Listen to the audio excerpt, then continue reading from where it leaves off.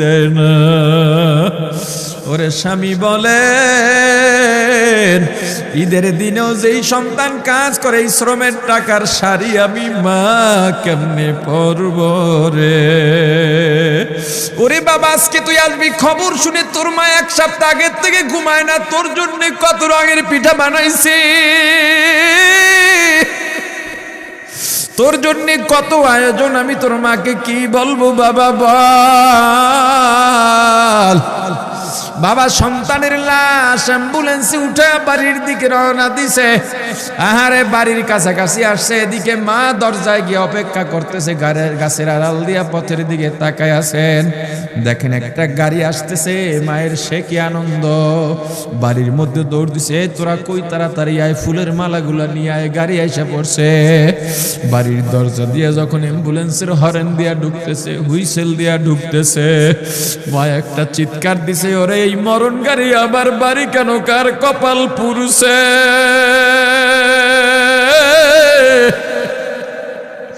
অ্যাম্বুলেন্সের দরজা খুলে তাকায় দেখে কলিজার টুকরা সন্তান এমন ঘুমাইছে আর জীবনেও উঠবে না। মা কাঁদেন আর বলেন, ওরে বাবা এটা তোর বিছানা নয়, নতুন চাদর বিছাইছি। বোন কান্দে আর বলে, ভাই আরে তোর জন্য ফুলের মালা পরাইছি, ফুলের মালা বানাইছি, একটু মালা পরাবো। মা ডেকে বলেন, রে সন্তান, 4টা বছর আমি তোর মা ডাক শোনার জন্য অপেক্ষা করছি, তোর জন্য গরম পানি করছিলাম, গোসল করবি, সেই গরম পানি যে তোর জীবনের শেষ গোসল হবে বুঝি নাই। ওরে পর্দালের মাগো, আর কোন ভাষায় বুঝাইলে বুঝবারে মা, দুনিয়ার জীবনটা ক্ষণস্থায়ী, এই দুনিয়ায় নাফরমানি করা যাবে না, এই দুনিয়ায় নাফরমানি করা যাবে না, অহংকার দেখাবার কিচ্ছু নাই, এই দুনিয়া ছেড়ে যাওয়া লাগবে। আল্লাহ এত দয়া করছেন, মায়া করছেন, ওই আল্লাহর সঙ্গে নাফরমানি করো না রে ভাই, ওই আল্লাহর নেয়ামতের অশুকরিয়া করো না, আল্লাহর নেয়ামতের শুকরিয়া আদায় করো, দুনিয়ার সব মোহ ত্যাগ করো, দলের মায়া ত্যাগ করো, দুনিয়ার মায়া ত্যাগ করো। এ আওয়ামী লীগ বিএনপি যারা করো, ক্ষমতায় যারা বারবার যাও, ক্ষমতায় তোমার দল গেলেই তুমি দাপট দেখাও, যুবকরে তোর 2টা পা ধরা লাগলেও পা ধরবো রে ভাই, এই ক্ষমতা কিচ্ছু না, দাপট কিচ্ছু না, ওই কিয়ামতের অনেক যুবকও তার মধ্যে আছে রাস্তার পাশে সাদা কাপড় দিয়া ঢাকা। দেখেন আপনার সন্তান এই লাশের মধ্যে আছে কিনা, মোবাইলটা আমি রাস্তার পাশে পড়ে পাইলাম। বাবা পাগলের মতো একটা দৌড় দিছে, মা মনে করছে সন্তান বুঝি কাছাকাছি চলে আসছে, অন্যান্য সন্তানদের ডাক দেয়া বলে, তোরা কে কোথায়, এদিকে আয়, তোদের ভাই বুঝি কাছাকাছি আসছে, আমার কলিজার টুকরা সন্তান, তোর বাবা যে আগায় আনতে গেছে, তাড়াতাড়ি নতুন চাদর বিছা, বালিশের কভার গুলো খুলে নতুন কভার লাগা, পানি গরম বসা, আমার সন্তান এসে গোসল করবে। আহারে সবাই ফুলের মেলা, ফুলের তোড়া নিয়ে অপেক্ষা করতেছে, 4টা বছর কলিজার টুকরা বাড়িতে নাই, বিদেশ থেকে আসবে। বাবা স্পটে গিয়া দেখেন অনেকগুলো লাশ সাদা কাপড় দিয়া ঢাকা, একটা একটা মাথার উপর থেকে কাপড় উঠান আর কৌতূহল বাড়তেছে, কাপড় উঠান আর কৌতূহল বাড়ে। হঠাৎ তাকায় দেখে কলিজার টুকরা সন্তান লাশের মিছিলে শামিল হয়ে গেছে। বাবা সন্তানকে ধরে কাঁদেন আর বলেন, বাবা এত আদর আপ্যায়ন, তোর জন্য এত প্রস্তুতি রে বাবা, তোর মা তোর পথে বসে আছে রে বাবা, কি জবাব দিব বল। তুই যেদিন রওনা দিয়ে বিদেশ চলে গেলি, তোর মা সারা রাত ঘুমায় নাই, দরজায় গিয়া তোর পথের দিকে তাকা রইছি, কত রাত আমি মা আমি বাবা দেখলাম তোর মা গভীর রাতে বিছানায় নাই, খুঁজতে খুঁজতে দেখলাম দরজায় গিয়া তোর মা কাঁদে। কত রাত তোর মা তোর জন্যে নামাজ পড়তে পড়তে রাত্রটা নির্ঘুম কাটায় দিছে রে বাবা। কত রাত তোর মা তোর জন্যে দোয়া করতে করতে নির্ঘুম রাত্র কাটায় দিছে। এই 4 বছরে 8টা ঈদ, ঈদের সময় আমরা নতুন কাপড় কিনছি, নতুন কাপড় পরছি। তোর মায়ের জন্য আমি নতুন শাড়ি এনে খাটের উপরে রাখলাম। ঈদের নামাজ পড়ে এসে দেখি কাপড়টা খাটের উপরেই আছে, তোর মা প্রথম ঘরেও নাই, মাঝের ঘরেও নাই, পেছনের ঘরেও নাই। খুঁজতে খুঁজতে গিয়া দেখি তোর মা কিচেন রুমে আছে, ওই নাস্তা নাড়াইতেছে, দুধ নাড়তেছে, দুধ উথলাইয়া পুইরা যাইতেছে, খবর নাই। আমি তাকায় দেখলাম তোর মায়ের 2 চক্ষু দিয়া টপ টপ করে পানি পড়তেছে। ডাক দিয়া বললাম, ওরে বিবি, ঈদের দিনে তুমি কেন কাঁদো? তোমার জন্য শাড়ি আনলাম, সেটাও কেন পরলা না? তোর মা জবাব দিয়া বলছে, স্বামী গো,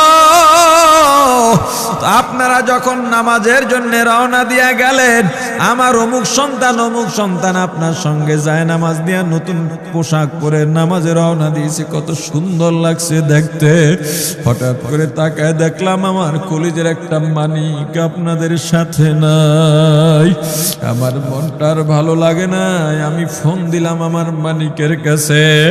ফোন রিসিভ করে বলে, মা নাস্তা বানাইছি, খাইছি, এখনো ছুটিতে আছি, আনন্দ করতেছি, ঘোরাফেরা করতেছি, কিন্তু আমি মায়ের মন।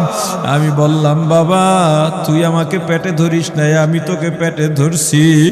আমাকে খুশি রাখার জন্য কত কথাই না বললি, ঈদের টাকা পাঠাইলি, তোর টাকা দিয়া তোর বাবা জামা কিনছে, তোর ভাইরা জামা কাপড় কিনছে, তোর টাকা দিয়ে, পরিশ্রমের টাকা দিয়ে আমার শাড়ি কিনছে, গহনা কিনছে, কিন্তু তোর পাশে আমি হাতুড়ের বাড়ির শব্দ কেন পাই? আমার সন্তান বলতে চায় না, পরে বলে, মাগো কাজ করতে আসছি, টাকা নিয়ে কাজ করি, ঈদের দিনেও আমাদের ছুটি দেয় না। ওরে স্বামী বলেন, ঈদের দিনেও যেই সন্তান কাজ করে, এই শ্রমের টাকার শাড়ি আমি মা কেমনে পরব রে? ওরে বাবা, আজকে তুই আসবি, খবর শুনে তোর মা 1 সপ্তাহ আগের থেকে ঘুমায় না, তোর জন্য কত রঙের পিঠা বানাইছি, তোর জন্য কত আয়োজন, আমি তোর মাকে কি বলবো বাবা বল। বাবা সন্তানের লাশ অ্যাম্বুলেন্সে উঠে বাড়ির দিকে রওনা দিছে। আহারে বাড়ির কাছাকাছি আসছে, এদিকে মা দরজায় গিয়ে অপেক্ষা করতেছে, গাছের আড়াল দিয়া পথের দিকে তাকায় আছেন। দেখেন একটা গাড়ি আসতেছে, মায়ের সে কি আনন্দ, বাড়ির মধ্যে দৌড় দিছে, তোরা কই, তাড়াতাড়ি আয়, ফুলের মালাগুলা নিয়ে আয়, গাড়ি এসে পড়ছে। বাড়ির দরজা দিয়ে যখন অ্যাম্বুলেন্সের হরেন দিয়া ঢুকতেছে, হুইসেল দিয়া ঢুকতেছে, মা একটা চিৎকার দিছে, ওরে এই মরণ গাড়ি আমার বাড়ি কেন, কার কপাল পুরুষে?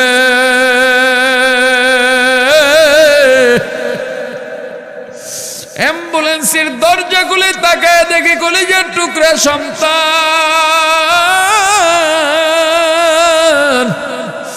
এমন ঘুমাইছে, আর জীবনেও উঠবে না। মা কাঁদেন আর বলেন, ওরে বাবা, এটা তোর বিছানা নয়, নতুন চাদর বিছাইছি। বোন কান্দে আর বলে, ভাই আরে তোর জন্য ফুলের মালা পরাইছি, ফুলের মালা বানাইছি, একটু মালা পরাবো।